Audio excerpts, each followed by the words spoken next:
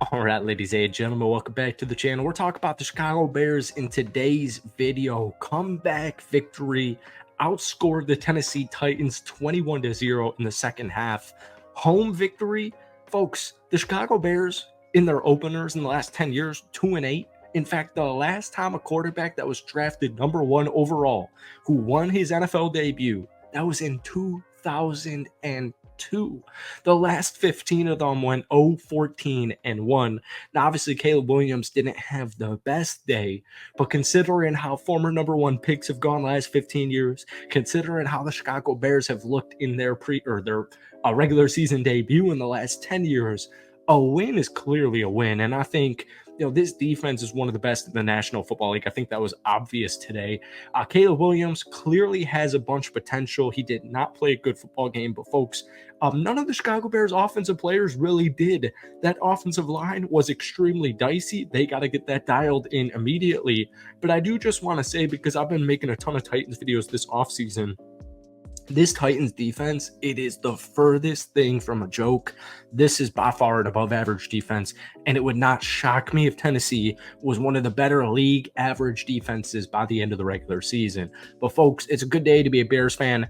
If you watched any other football today, the same thing applies. It has been an extremely ugly week. We saw, Packers versus the Eagles. We saw Ravens, Chiefs. If you watched literally any 1 o'clock, 12 o'clock game on the slate today, it was just ugly. It's the first game of the regular season for a reason. So welcome back to the channel. Obviously, we're talking about the Chicago Bears in today's video. But before you do, if you guys enjoy it, be sure to hit that like button, hit that sub button for daily NFL and Chicago Bears content. Try and get this video to 100 likes for the start of the regular season, folks. That would mean the absolute world to me. So technically, Caleb Williams on the day, 14-29. Only 93 passing yards. He also took a 19-yard sack. His longest completion was actually only for 13 yards. But folks, even though that completion percentage looks terrible, 93 yards is not good by any means. The couple of sacks was not good by any means either. 3.2 yards per completion is not good. This is a rookie making his NFL debut. He's an amateur amongst professionals, and he just needs more reps. He needs more live reps, and this is what that defense is for. This is why you surround him with guys like DeAndre Swift, DJ Moore, Keenan Allen, Rome Odunze, just to make Caleb's job as easy as possible.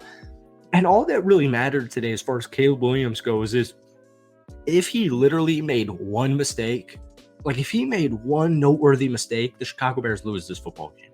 He didn't. The Chicago Bears did not lose the game. There were a couple of passes that were either at their feet, the receiver's feet, or it was just way past their hands. Most notably, I think that was the first possession or second possession with Keenan Allen. He had a wide open touchdown, just overthrew him a little bit.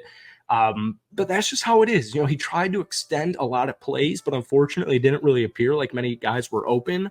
Once again, take a look at that Tennessee Titans defense. Take a look at these new additions at the defensive back position, most notably L'Jarius Sneed, but even guys like Roger McCreary, they're vastly underrated. Like, I know, the joke about the Tennessee Titans is, that defense is completely revamped, just like the offense, but I'm telling you, this is a refreshed, recharged defense, and it was a very difficult opponent defensively to go up in your first week of the season. The Bears gave up two touchdowns in the first half and shut out the Tennessee Titans in the second half. Will Levis had nothing going outside of I would say, first two quarters, but even in the first two quarters, Levis wasn't doing anything too crazy. He did throw a nice touchdown pass to Conwo, but only 127 passing yards, 2 interceptions. He also had that lost fumble. The Bears were down 17-3. And their first touchdown came on a blocked punt. Daniel Hardy, the preseason, training camp, offseason freaking beast, came up with the block. Jonathan Owens, huge fan favorite in Hard Knocks. Simone Biles, his husband, former Cheesehead. He scooped, he scored, and that was the first touchdown for the Chicago Bears.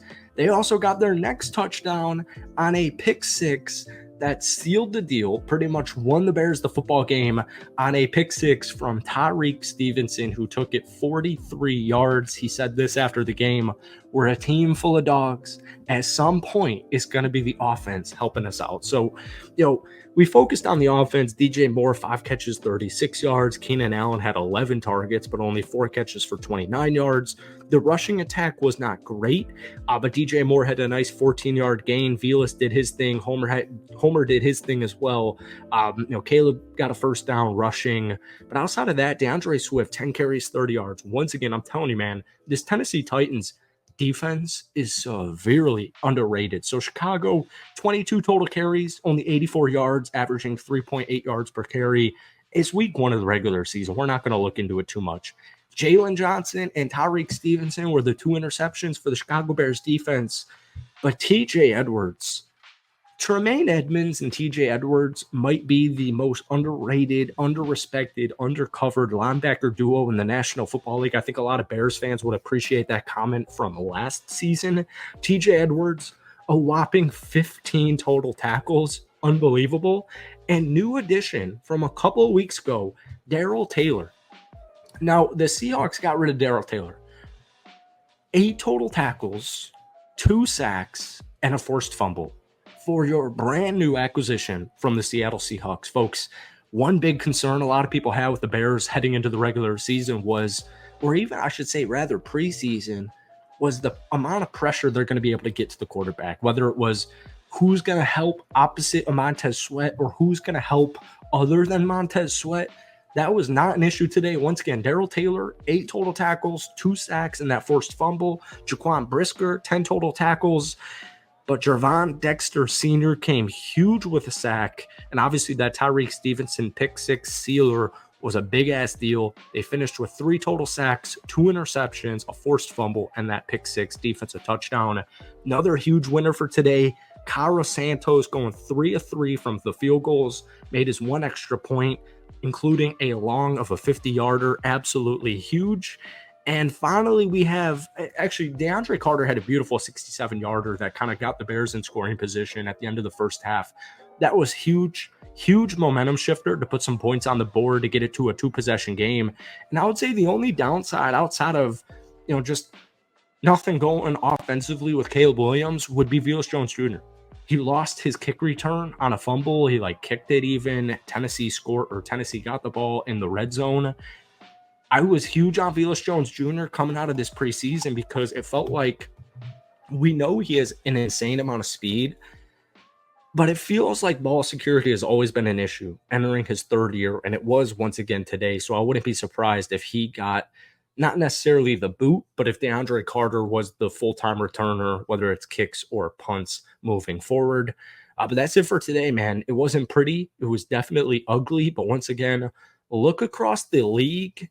There was not really any very good, well-rounded wins today. It's week 1 of the regular season. So I know Bears fans are amped up. Let me know down below. Hit that like button. Hit that sub button for daily NFL and Bears content. Bears fans especially, give me a grade rating for this team down below. Peace.